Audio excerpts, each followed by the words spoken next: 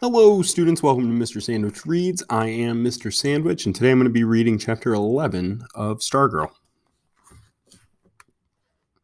During the first quarter of each home game, Stargirl went over to the visitors section and gave them a cheer. She began with an exaggerated, ball-bouncing motion. Dribble, dribble, sis boom bibble, we don't bite, we don't nibble, we just say, sweeping wave, howdy friends, two thumbs pointing to her chest, we're the electrons, point to them, who are you? Turn heads to side, cup ears. A couple of visiting cheerleaders, maybe a fan or two, would call back Wildcats or Cougars or whatever, but most of them just gaped at her as if to say, who is this? Some of her fellow cheerleaders were amused, some were mortified. At that point, the only crime Stargirl could have been accused of would be corniness. But she didn't stop there. She cheered whenever the ball went in the basket, regardless of which team shot it. It was the strangest sight.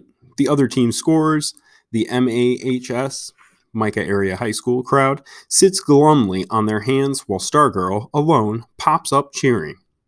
At first, the other cheerleaders tried to suppress her. It was like trying to calm down a puppy. When they gave her the pleated skirt, they made a cheerleader they never imagined. She did not limit herself to basketball games. She cheered anyone, anything, anytime. She cheered the big things, honors, election winners, but she gave most of her attention to the little things. You never knew when it would happen. Maybe you were a little ninth grade nobody named Eddie. As you're walking down the hall, you see a candy wrapper on the floor. You pick it up and throw it in the nearest trash can, and suddenly, there she is in front of you, pumping her arms, her honey hair and freckles flying, swallowing you whole with those enormous eyes, belting out a cheer she's making up on the spot. Something about Eddie in the trash can teaming up to wipe out litter. A mob is gathering, clapping hands in rhythm, more eyes on you than all the previous days of your life combined. You feel foolish, exposed, stupid. You want to follow the candy wrapper into the trash. It's the most painful thing that's ever happened to you. Your brain keeps squirting out a single thought. I'm going to die. I'm going to die. And so, when she finally finishes and her freckles settle back onto the bridge of her nose, why don't you? Why don't you just die? Because there's clapping for you, that's why. And whoever heard of dying while they're clapping for you? And they're smiling at you. People who never even saw you before are smiling at you and clapping your back and pumping your hand, and suddenly it seems like the whole world is calling your name, and you're feeling so good you pretty much just float on home from school. And when you go to bed that night, the last thing you see before you zonk out are those eyes. The last thing on your face is a smile. Or maybe you showed up at school with really unusual earrings, or you aced a test, or broke your arm, or got your braces off. Or maybe you weren't even a person. Maybe you were a charcoal drawing on the wall done by an art whiz, or a really neat looking bug out by the bike rack.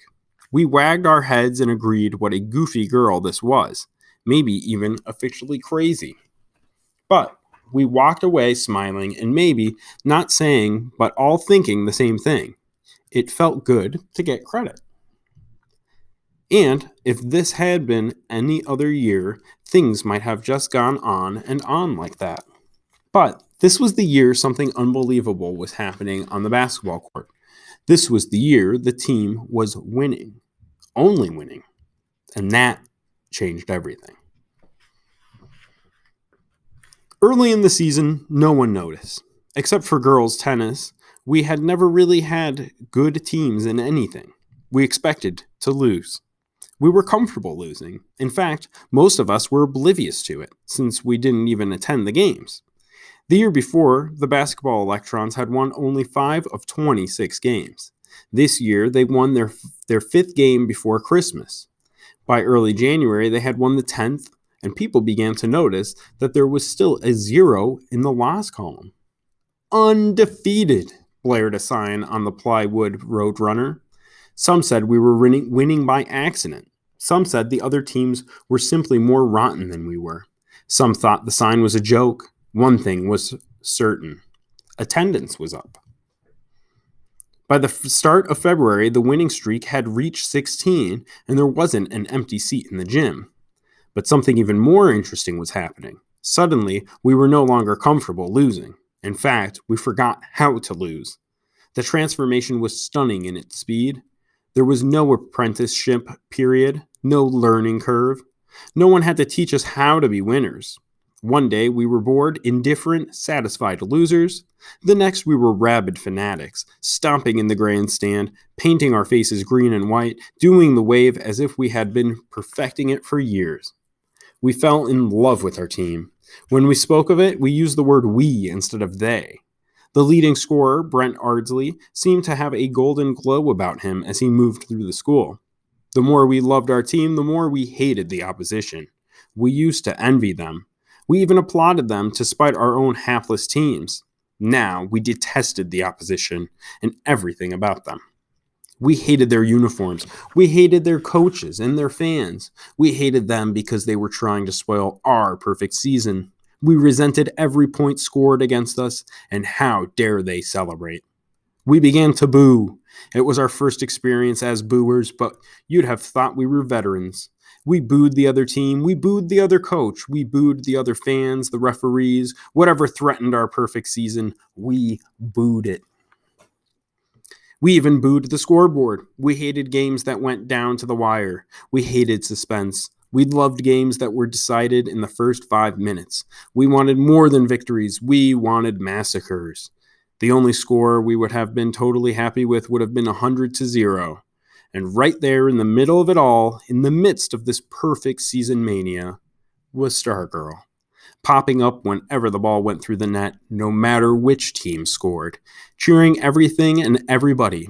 It was sometimes in January when calls started flying from the stands, "Sit down!" Then came the boos. She didn't seem to notice. She did not seem to notice. Of all the unusual features of Stargirl, this struck me as the most remarkable. Bad things did not stick to her. Correction, her bad things did not stick to her. Our bad things stuck very much to her. If we were hurt, if we were unhappy, or otherwise victimized by life, she seemed to know about it and to care as soon as we did. But bad things falling on her, unkind words, nasty stares, foot blisters, she seemed unaware of. I never saw her look in a mirror, never heard her complain. All of her feelings, all of her attentions flowed outward. She had no ego. Ego is the part of the mind that focuses on you and you alone. The 19th game of the basketball season was played at Red Rock.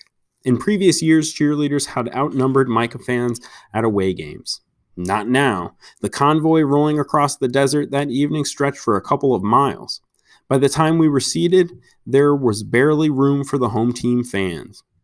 It was the worst slaughter of the year. Red Rock was helpless. By the start of the fourth quarter, we were ahead, 78-29.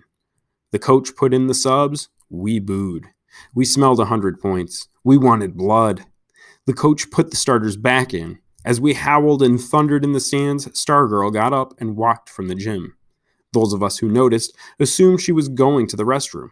I kept glancing toward the exit. She never returned. With 5 seconds left in the game, the Electrons scored the 100th point. We went nuts. Stargirl had been outside the whole time chatting with the bus driver. The other cheerleaders asked her why she left. She said she felt sorry for the Red Rock players. She felt her cheering was only making the massacre worse. Such games were no fun, she said. Your job isn't to have fun, they told her. Your job is to cheer for Micah High no matter what. She just stared at them. The team and the cheerleaders rode the same bus. When the players came out from the locker room, the cheerleaders told them what had happened. They devised a trick. They told Stargirl that someone had forgotten something in the gym, and would she please go get it? With Stargirl gone, they told the bus driver everyone was aboard, and the bus made the 2-hour return trip without her. A Red Rock custodian drove her home that night. Next day in school, the cheerleaders told her it was all a big misunderstanding and acted as if they were sorry. She believed them. The next day was February 13th, the hot seat.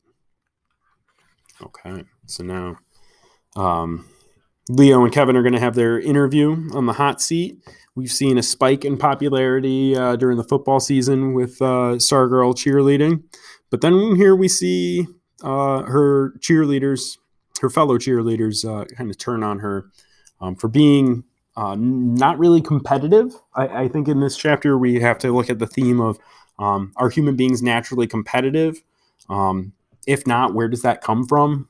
What's that? Where's that group mentality come from? He says a couple of times they wanted blood. They couldn't win too much. So having gone from losers, they are now all of a sudden used to winning. And as Stargirl's just enthusiastic, cheering on anyone who's doing well, who hits a basket, they don't seem to want any part of that. They want clearly Micah all the way to win. And so Stargirl, if anything, she's made the mistake of being too supportive to too many people. We'll see how that plays out, and we'll see how it plays out on the hot seat. Keep following along. That was chapter 11 of Jerry Spinelli's Stargirl. This is Mr. Sandwich Reads. Take it easy, students. Peace.